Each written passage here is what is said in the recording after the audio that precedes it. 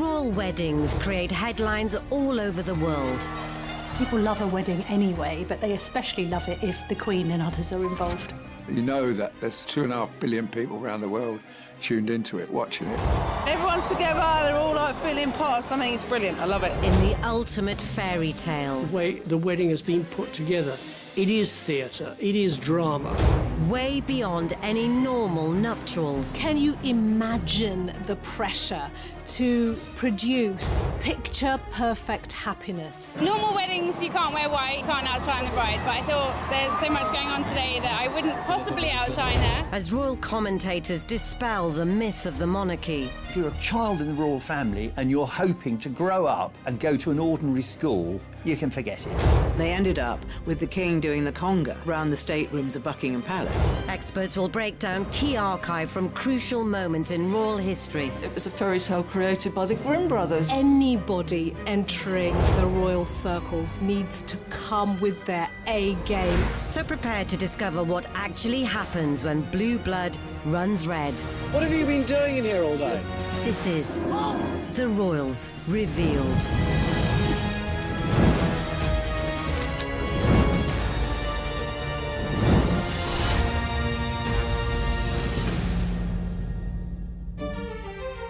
In this episode, over the last century, 2 royal weddings have captured our imaginations above all others. Thousands jam the square before Buckingham Palace and the cry goes up, "We want Elizabeth." They've put a broad smile on the face of the nation. You know that it's the only story in town. You know that it's an exciting day, very early start. One of post-war pageantry, which redefined what was possible in austere times. I think they also had salmon to start with, and to finish with, they had actually cherries and ice cream. But it wasn't even fresh cherries, it was those glazed cherries. Princess Elizabeth, she actually saved up coupons during the course of the war to make this wedding dress. The other, a spectacle with no expense spared. We think that William and Kate's wedding cost around the region of £23 million. The flower budget alone was £800,000, so it was quite a costly affair. And they received many, many things, including a cinema, a racehorse, and one of my favourite presents that they got are 2 pieces of burnt toast. But whilst these 2 grand affairs may be remembered as perfect days, they had a wedding ball 2 nights before the wedding, and no expense was spared on that. It's just one of the best days of the year, best days of the century. It seems strange to think there was a time when the prospect of both marriages hung in the balance.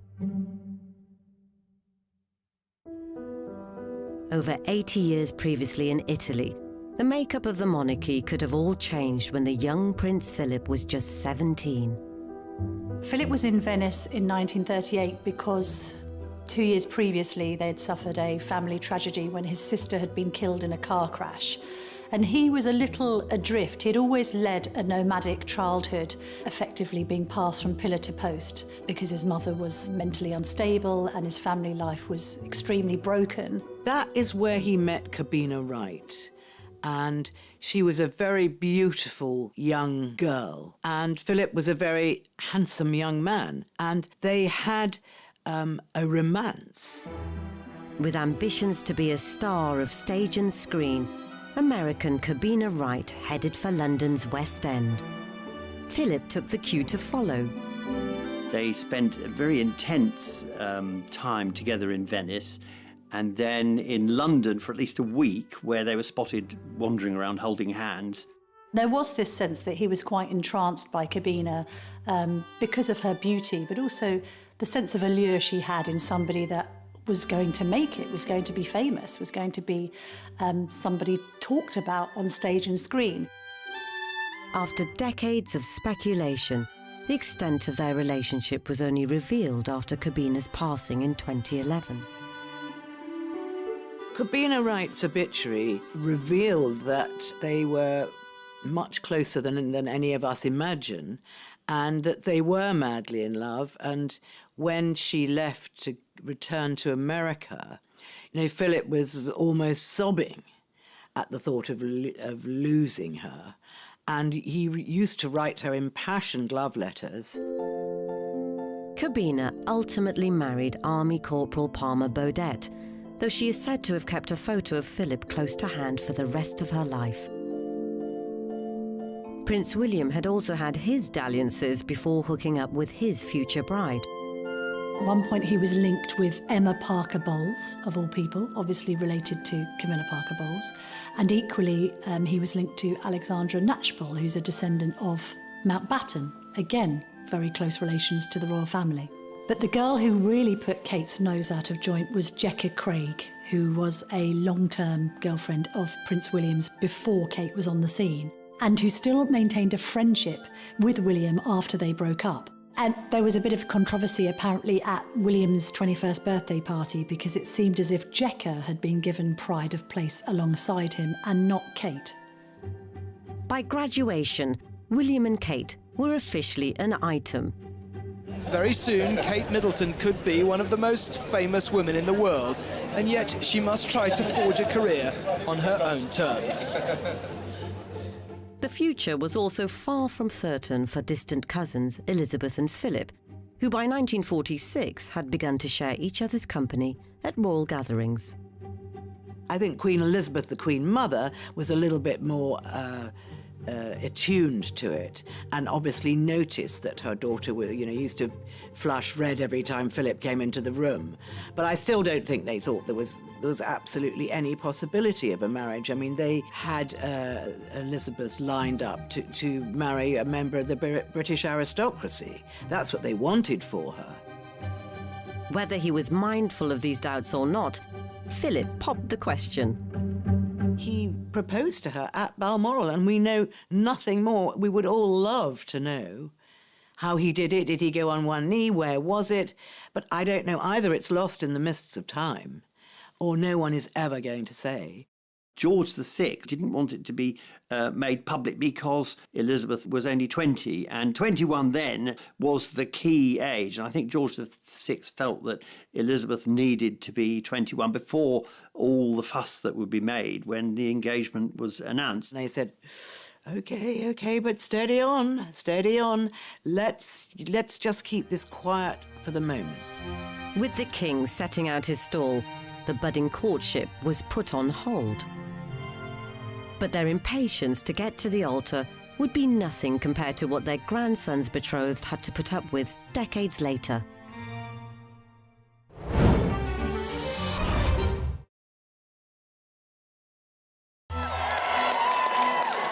Royal weddings are one of the biggest events of the year. But just like for any couple who tie the knot, the path to walk down the aisle can have bumps along the way. Not least for Kate and William, and Elizabeth and Philip. The latter were now engaged unofficially, but forbidden to tell anyone, and about to be separated as the royals set sail for a South African tour. They were in a way trying to test her relationship with Prince Philip and see if it would go the distance, whether this secret engagement would stand the test of time, and whether Philip was up to the task and wasn't going to stray.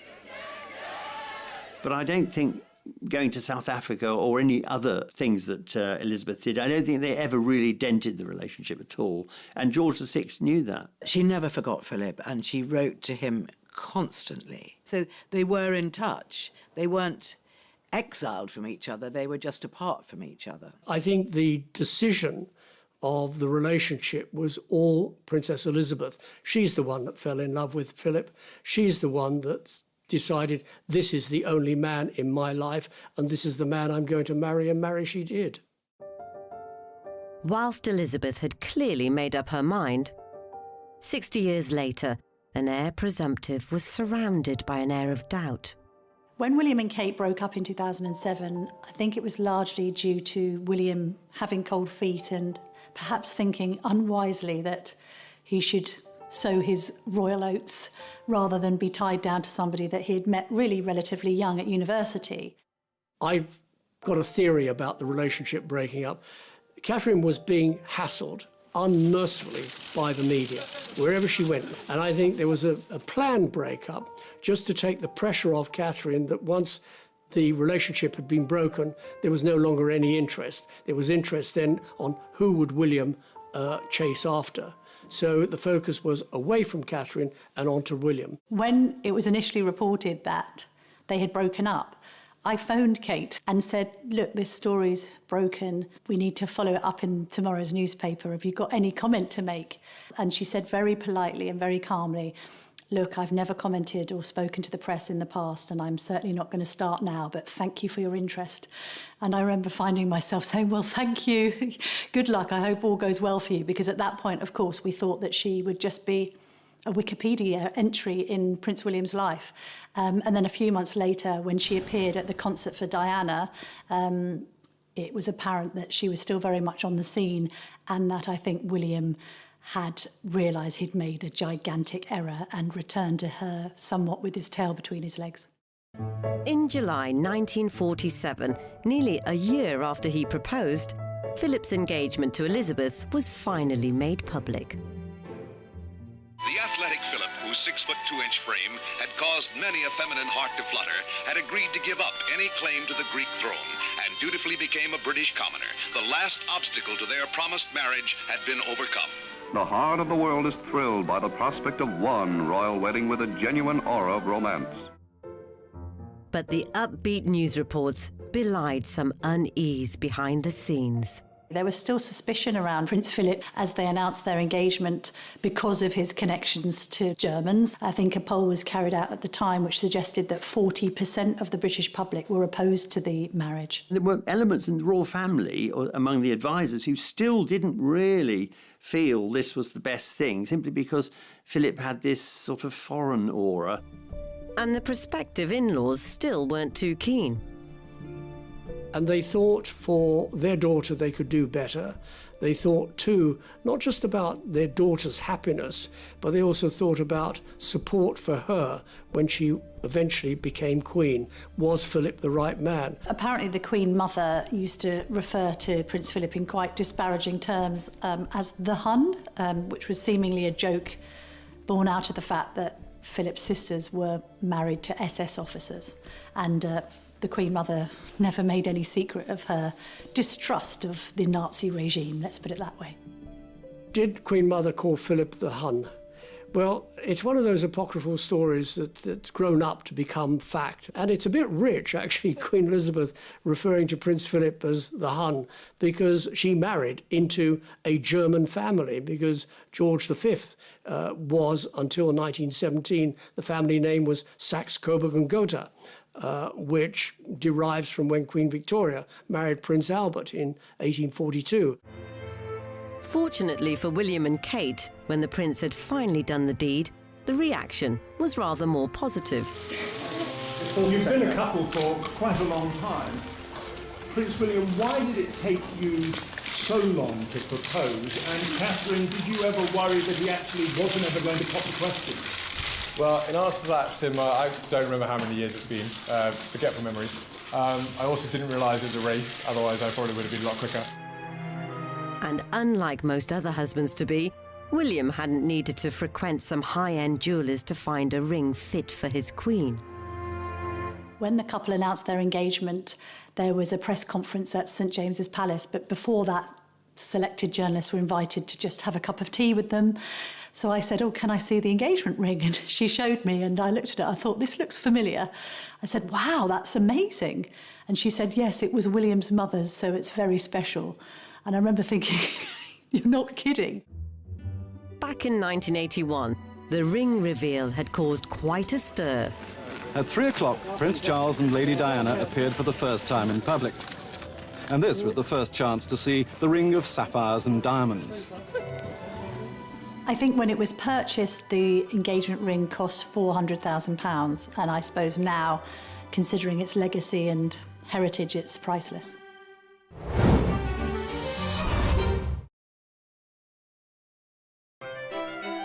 In stark contrast, the penniless Prince Philip had to think outside the box for Elizabeth's ring. When they left Greece, Prince Philip was carted off with his mother in a cardboard box. To sort of wander around Europe. Philip was very, very small at the time. She did manage to sneak out a few bits of jewellery, one of which was a tiara, which she gave to Philip, which Philip eventually broke up, and it went to make up the engagement ring. When he presented it to the princess, it was just a little big, but she was so excited she wanted to wear it anyway. And she said it didn't matter that it was a bit big. Obviously, it went back to be altered eventually, but she was so excited and she was thrilled to think that he designed it himself. And basically, the Queen has never taken it off. And it's definitely her favourite piece of jewellery. As Diana's diamond twinkled on Kate's finger, the media started to take aim at her family. As you know, Catherine and Prince William have been going out together for quite a number of years, which is great for us because we've got to know William really well. We all think he's wonderful and we're extremely fond of him. There was a lot of criticism as well that people forget of her seemingly being lazy, not really having a proper job, waiting around like a doormat to be proposed to. There's a sense that there wasn't much to her. There was also a great deal of criticism of her mother, Carol, having been an air hostess, and she was dubbed Doors to Manual in the press. Kate and her sister Pippa were referred to as wisteria sisters in that they were terribly fragrant and with a ferocious ability to climb. So there was this sense that, on one hand, the Middletons were these pushy and aspirational middle-class family desperate to break into the royal fold. With both engagements announced, the build-ups could begin and time was of the essence. I suppose the Queen and the King were keen for her to get married because you've got to remember George VI was very ill.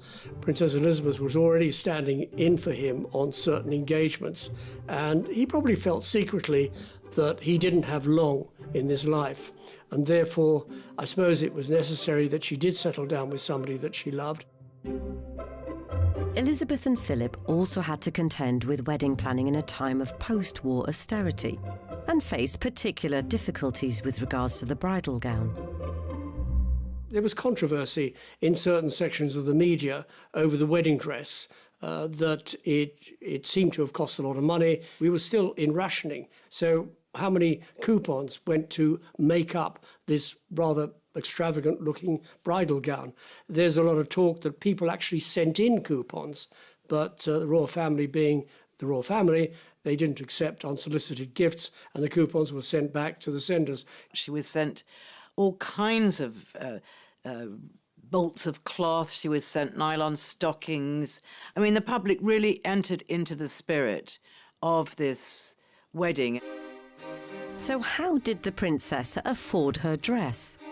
The government were really quite generous at the time. They gave Princess Elizabeth 200 coupons, which she actually saved up. She'd also saved coupons during the course of the war to make this wedding dress and look absolutely terrific in what was a grand occasion.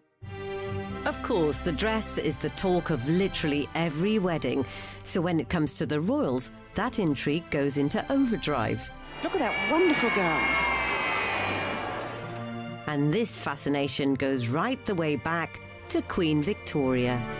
Before Victoria, weddings were quiet affairs, even in the royal family. They take place at night and brides could wear any colour. Victoria and her ministers, they think this wedding is a really good way of showing how perfect and virtuous I am. So they bring in the idea of the royal wedding, and it will be all about purity and her virginity. So she will wear white and her bridesmaids will wear white. And also it'll be public in terms of driving to the wedding in the afternoon so all the crowds can see her in her open carriage. This is radical, really revolutionary in terms of royal wedding. She brought in the white wedding dress, and a lot of people at the time thought the white wedding dress was very bizarre. They thought it looked like she was wearing her nightgown or some kind of peasant outfit, and really everyone thought the white dress was really a bit odd, but it caught on. Everyone had to buy it. 141 years later, Diana's epic David Emmanuel number with a 25-foot train had been so hyped that bridal designers had stitched up a plan to create a copy in record time. Designer Mrs. Rosie Joseph took just 15 minutes to sketch the outline. Then the 24 workers rolled up their sleeves to produce an instant copy. The dress is not an exact replica. It's in polyester. Silk is too expensive. It's white, not creamy. and the train is just 12 feet long. Finally, the look-alike dress was modelled by a supposed look-alike princess. I think if you speak to the Emmanuels who designed the dress and veil, it was to create a look of drama. And considering the dress was enormous and very much typical of the 1980s meringue. After weeks of speculation, Kate was ready to unveil her choice of wedding gown. The secret was about to be revealed. The first glimpse of the world's most talked about dress. Lace, V-neck, with a veil. Through the window of the car taking her to Westminster Abbey, details were at last emerging. It was only when Kate Middleton stepped from the car that the picture was complete. As both Princess Elizabeth and Kate Middleton wowed making their grand entrances, they'd each insisted on some uniquely personal touches. Interestingly as well, both the Queen and Kate insisted on doing their own wedding makeup, which shocked observers in Kate's case because obviously having a makeup artist at a celebrity wedding is the done thing. And to be fair, the Duchess has always insisted on doing her own makeup, been criticised for it, but she did her makeup how she likes it. Despite her beautiful couture dress, the Queen didn't want to have her makeup applied by somebody else because in those days makeup could be very thick and very unattractive. But the future Queen's composed look hid a last-minute panic behind the scenes. The biggest incident for the princess on her wedding day was that her tiara broke and the catch on the back of the tiara snapped. But luckily, it was whisked round the corner to Garrard & Co. in Regent Street, where they welded it together and sent it straight back to Buckingham Palace again. Phew.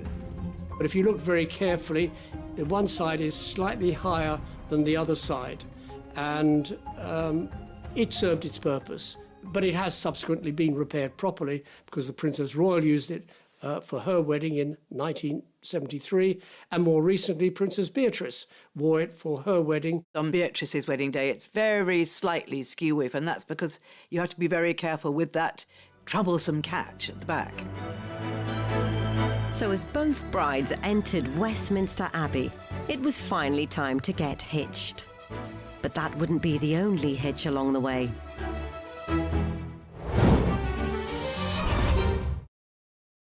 And her bridesmaids will wear white, and also it'll be public in terms of driving to the wedding in the afternoon so all the crowds can see her in her open carriage. This is radical, really revolutionary in terms of royal wedding. She brought in the white wedding dress, and a lot of people at the time thought the white wedding dress was very bizarre. They thought it looked like she was wearing her nightgown or some kind of peasant outfit, and really everyone thought the white dress was really a bit odd, but it caught on. Everyone had to buy it. 141 years later, Diana's epic David Emmanuel number with a 25-foot train had been so hyped that bridal designers had stitched up a plan to create a copy in record time.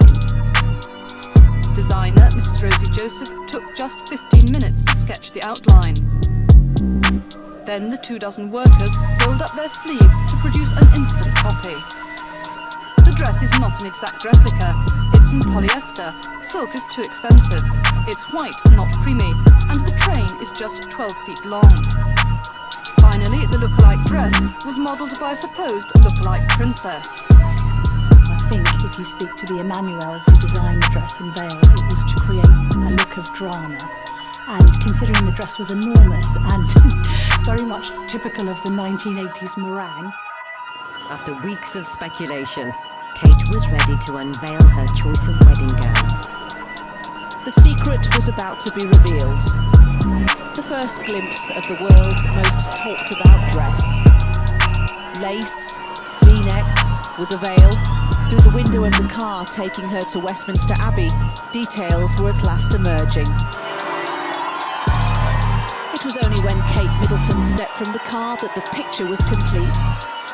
As both Princess Elizabeth and Kate Middleton wowed making their grand entrances, they'd each insisted on some uniquely personal touches. Interestingly as well, both the Queen and Kate insisted on doing their own wedding makeup, which shocked observers in Kate's case, because obviously having a makeup artist at a celebrity wedding is the done thing. And to be fair, the Duchess was always insisted on doing her own makeup, being criticised for it, but she did her makeup how she likes it. Despite her beautiful couture dress, the Queen didn't want to have her makeup applied by somebody else, because in those days makeup could be very thick and very unattractive. But the future Queen's composed look hid a last-minute panic behind the scenes. The biggest incident for the princess on her wedding day was that her tiara broke and the catch on the back of the tiara snapped, but luckily it was whisked round the corner to Garrard & Co in Regent Street, where they welded it together and sent it straight back to Buckingham Palace again. Phew. But if you look very carefully, the one side is slightly higher than the other side, and it served its purpose. But it has subsequently been repaired properly, because the Princess Royal used it for her wedding in 1973, and more recently Princess Beatrice wore it for her wedding. On Beatrice's wedding day, it's very slightly skew-with, and that's because you have to be very careful with that troublesome catch at the back. So as both brides entered Westminster Abbey, it was finally time to get hitched. But that wouldn't be the only hitch along the way.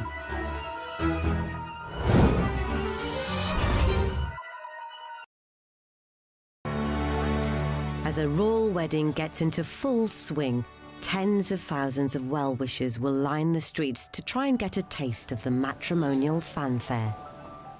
Some will even camp out overnight to catch one momentary glimpse of majesty. We'll have a great time, won't we, Case? Yeah! Yeah!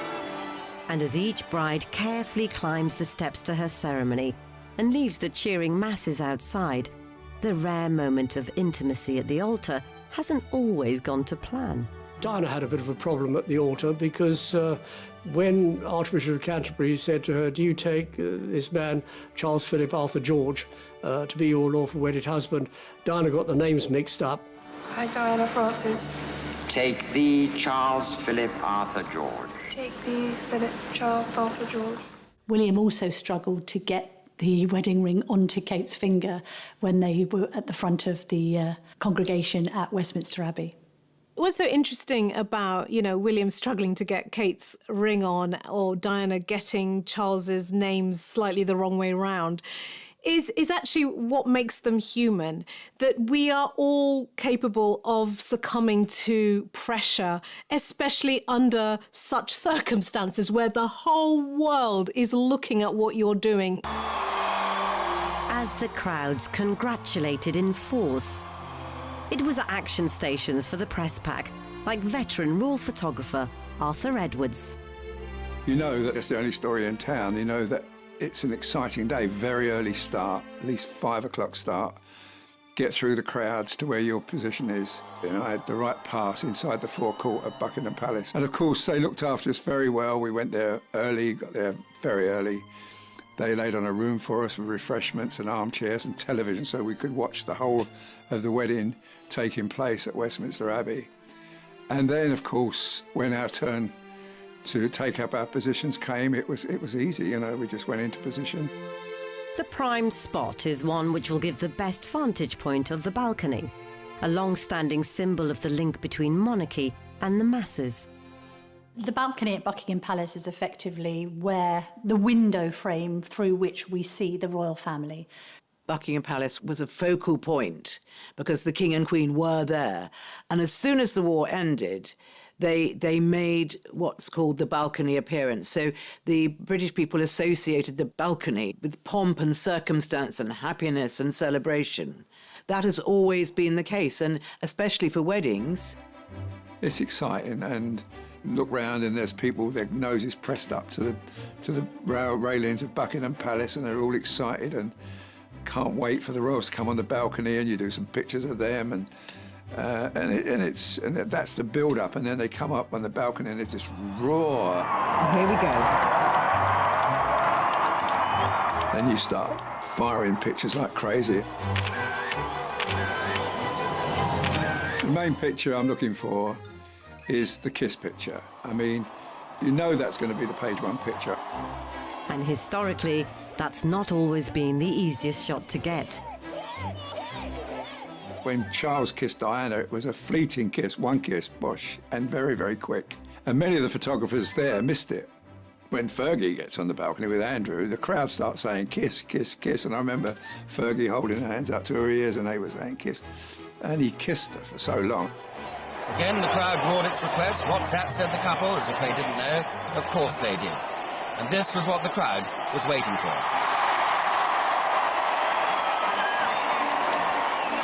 No matter how good a photographer you were, no one got a snap of Elizabeth kissing Philip. Thousands jam the square before Buckingham Palace and the cry goes up, "We want Elizabeth." On the balcony where kings and queens have appeared unnumbered times on great occasions, the young couple happily share the supreme day of their lives with their countrymen. The Queen and Prince Philip, when they appeared on the Buckingham Palace balcony, did not play to the crowds and decided they would not kiss publicly. So a simple wave was deemed satisfactory in 1947. But in 2011, with Kate seemingly overwhelmed... "Oh, wow," she says. "Oh, wow." Would the kiss even happen? Full marks to her because she pretended to look surprised when she came out on that balcony. She knows that there's always crowds filling the mole. The only thing that I would say in her mind that she goes, "Oh, wow," as though I didn't expect anybody to be here, which would have been a big fat lie, but I love it all the same. It may have also been prompted by the fact that she was a non-royal marrying into the royal family at a very high level, and that she may still have worried that there might be a little bit of disapproval about that. The stark difference between William and Kate is that William, from birth, was groomed in the soup of pomp and ceremony and royalty. Let's remember when he was born, you know, Diana came down on the steps of the Lindo wing and almost held him up like, you know, Simba a la Lion King. He's had that from the get-go, whereas she hasn't. So that is the fundamental difference between them, that she needs longer to get groomed into that system. He's almost got it written into his DNA. I love the way he looks at her, looking at her response. And he's using a lot of suppressed facial expressions. He's using a suppressed smile. His eyes are crinkling. And I think what that's saying is, you know, look at the life that you're coming into, as though he's perhaps giving it to her as a gift rather than him giving her to them as a gift, which he absolutely did not want to do. He did not want another Diana situation. So, you know, take the love, but I'm not going to donate you to the public. I don't want that. I want to protect you. As Kate eased into the moment, William puckered up, and down below, Arthur was primed.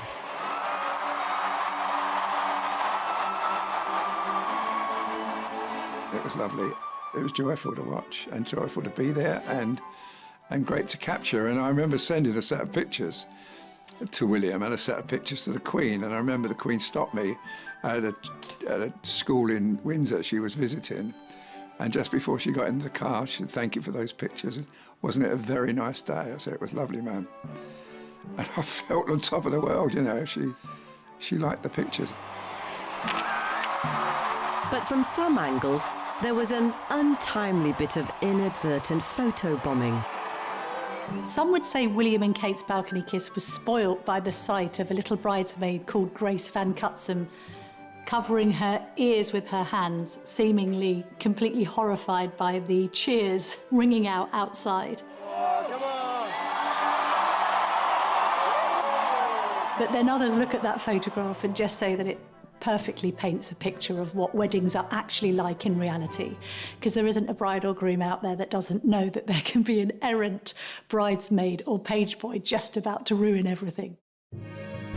If the balcony behaviour brought a touch of levity to Kate and William's snaps, Elizabeth and Philip had a much more serious dilemma to contend with in theirs. Following tradition set out by late Queen Elizabeth, the Queen Mother, the Queen left her bouquet at the Tomb of the Unknown Warrior in Westminster Abbey. So by the time she got back to Buckingham Palace, ready for the wedding photographs, there was no bouquet. So when they came to do the official wedding photographs, if you look very carefully, you'll see that she actually isn't carrying her bouquet. So what happened was, during their honeymoon, they had to return to Buckingham Palace, put on their wedding clothes again, and Longmans made a replica of the bouquet, so there she was holding the bouquet. So it must have really irritated both of them. And to this day, nobody knows what's happened to the bouquet. But bouquet or not, did the photos hide something else that was missing when it came to Philip's demeanour? We suddenly had to see this alpha, dominant, very grown-up, much older male taking more of a back seat. Suddenly she emerged looking very womanly, looking like a queen, and absolutely absorbing all of the attention in a way that I don't think the two of them had experienced before. And he had to take more of a back seat. She threw him a lot of very loving glances, and this photograph particularly is one of them. But it was very much that royal thing of, oh yeah, you know, I'm the one with the power, I'm the one in control, and I will throw a loving and encouraging glance at you, but you are just not as important in the hierarchy as I am. Elsewhere in the palace, the wedding breakfast had been a further challenge at a time of austerity. There was rationing on everything, on clothes, petrol, food, sweets, you name it, there was rationing. So people found it very difficult and struggled in providing food. So the caterers had to get creative with their resources. There was always a huge amount of game that comes off the royal estates, and they certainly could have kept that, frozen that, and used it for the wedding. So they tried to use sort of homegrown produce. There was a little bit of controversy in serving partridge, which wasn't rationed, but then things that fly through the sky in the shooting season, that you blast them out of the sky and you serve it, you've got to do something with it. I think they also had salmon to start with, and to finish with, they had actually cherries and ice cream. But it wasn't even fresh cherries, it was those glazed cherries and ice cream. However, the budget banquet didn't extend to the cake. It was made by McVitie, who had the royal warrant, and it was 9 foot high, and it had 500 pounds of ingredients in weight in it. And they'd use something like 600 eggs. And it seemed the cake fit for a queen could also tickle her grandson's taste buds. The idea of them having fruitcake did seem a little bit outdated in the sense that normally these days people opt for some sort of sponge. Having said that, the good thing about fruitcake, of course, is that you can cut and keep it. And I think even since Queen and Prince Philip got married, there have been pieces of cake that have been auctioned decades later. Whilst all weddings need cakes relative in size to the number of guests, some other expenses raised eyebrows. We're told the couple want to strike a balance between an enjoyable day and the current economic situation. But any nod towards austerity is, of course, relative. After all, they've chosen to get married in an abbey capable of seating more than 2,000 guests. And those guests were duly seated in a £50,000 fairy tale forest using more than 4 tons of foliage. Add to that a £250,000 dress, thorough processional route rehearsals, and a legion of staff to keep the whole operation going.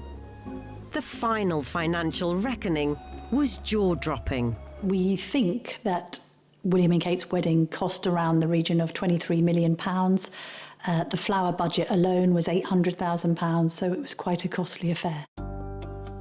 Exact figures for Elizabeth and Philip's wedding aren't available, but it's safe to say that to truly call it an austere occasion would be some way off the mark. Pageantry and splendor are revived for this day in austerity-ridden London, a day which the world shares with Britain. This is the moment for which the teeming millions have been waiting for months.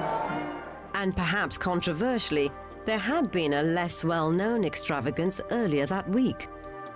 They had a wedding ball 2 nights before the wedding, which is a royal tradition that they have a grand wedding ball, and no expense was spared on that. They had, first growth wines and champagnes, and they had a fantastic band, and they really pushed the boat out, and they have 1,200 guests at Buckingham Palace. And they ended up with the king doing the conga, sort of round the staterooms of Buckingham Palace. So it was a very, very jolly affair. With their wedding days done, the two couples hoped to have a relaxing first few weeks as man and wife. But there was very little chance they'd get to enjoy their honeymoon period, as outside interference ensured the newlywed gloss soon wore off.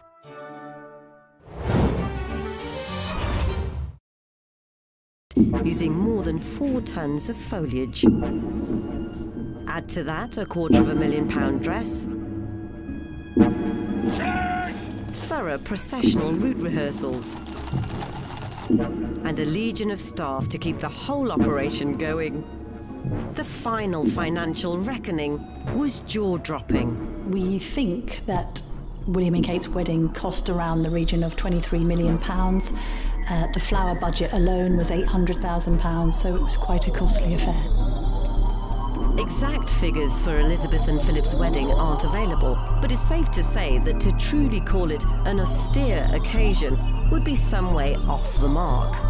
Pageantry and splendor are revived for this day in austerity-ridden London, a day which the world shares with Britain. This is the moment for which the teeming millions have been waiting for months. And perhaps controversially, there had been a less well-known extravagance earlier that week. They had a wedding ball 2 nights before the wedding, which is a royal tradition that they have a grand wedding ball, and no expense was spared on that. They had, first growth wines and champagnes, and they had a fantastic band, and they really pushed the boat out, and they have 1,200 guests at Buckingham Palace. And they ended up with the king doing the conga, sort of round the staterooms of Buckingham Palace. So it was a very, very jolly affair. With their wedding days done, the two couples hoped to have a relaxing first few weeks as man and wife. But there was very little chance they'd get to enjoy their honeymoon period, as outside interference ensured the newlywed gloss soon wore off.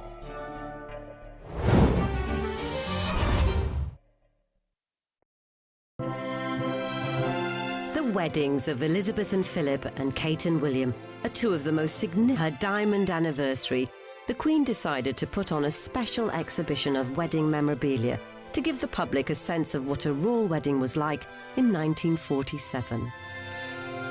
The Queen has put on display just a handful of the 2,500 gifts sent from leaders and politicians from across the globe, including this porcelain dinner service from the President of the Chinese Republic. Well, not only was it going to be a splash of colour on the hard road, as Winston Churchill put it, but also the presents really were this first moment after the war in which there was this huge amount of munificence and the idea of royal weddings being a time for giant amount of gifts. Stunning pieces of jewellery were also presented to the couple from the world's elite, but it's perhaps the gifts from normal folk they appreciated most.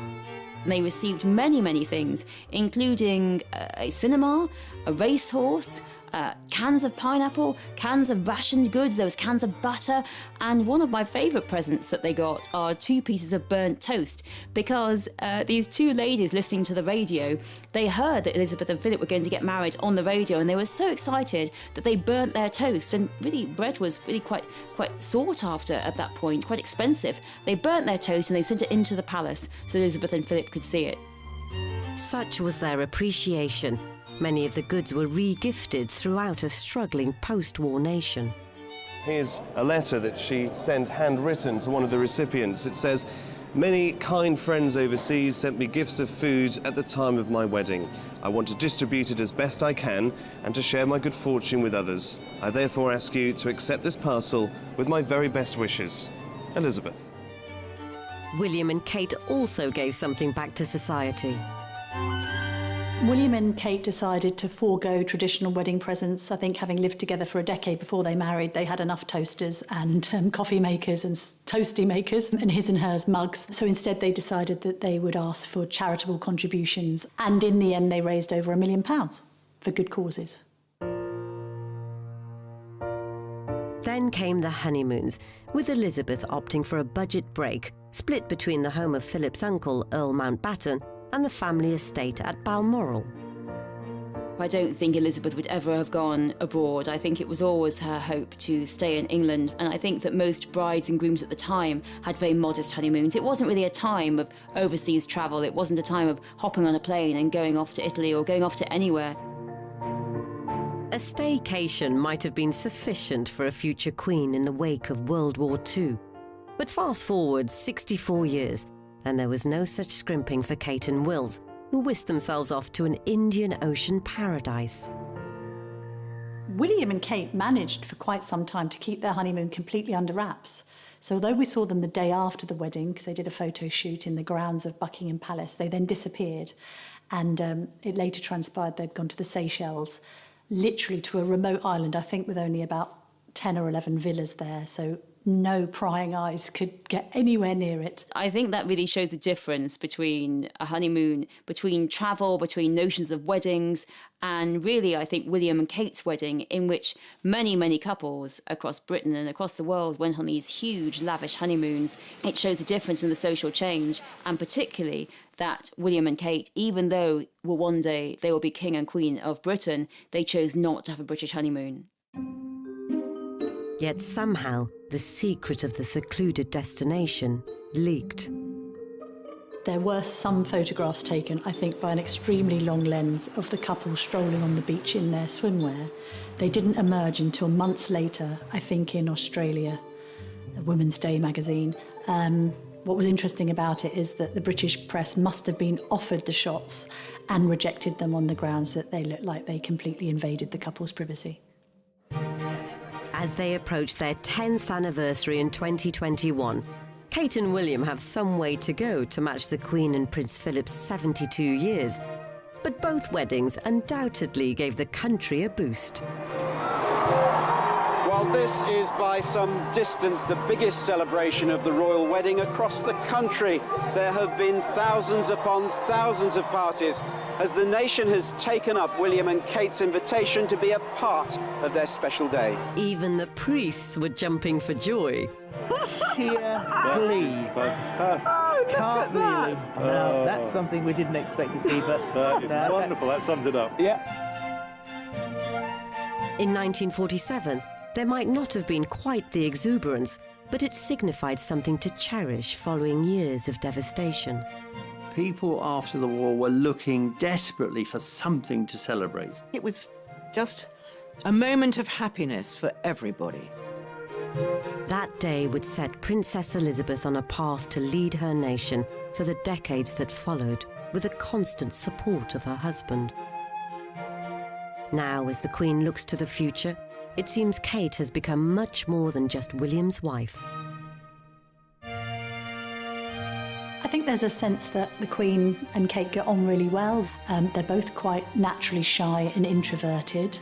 I think she admires Kate for the fact that, like her, she's said to not have put a foot wrong. She hasn't sought to overpower or overshadow William as he's gone about his role. I think that they're viewed as quite an equal partnership in the royal family. The Queen views Kate as a very safe pair of hands and a very good consort to William. Will she make a good Queen? Well, she's making a very good Duchess of Cambridge, and if she carries on like this, she'll make a very good Queen. When I see William and Catherine now, I mean, I know that for the next 100 years, it's going to be great. So if William and Kate are in for the long haul, his grandparents provide the perfect blueprint to follow as they try to balance being married to each other and bound to a life of duty.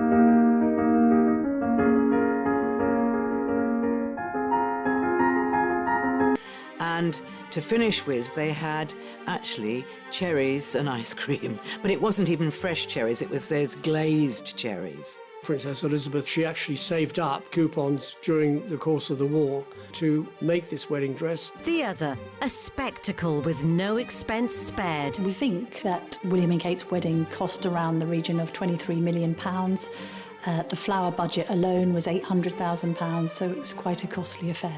And they received many, many things, including a cinema, a racehorse, and one of my favourite presents that they got are 2 pieces of burnt toast. But whilst these 2 grand affairs may be remembered as perfect days, they had a wedding ball 2 nights before the wedding, and no expense was spared on that. It's just one of the best days of the year, best days of the century. It seems strange to think there was a time when the prospect of both marriages hung in the balance.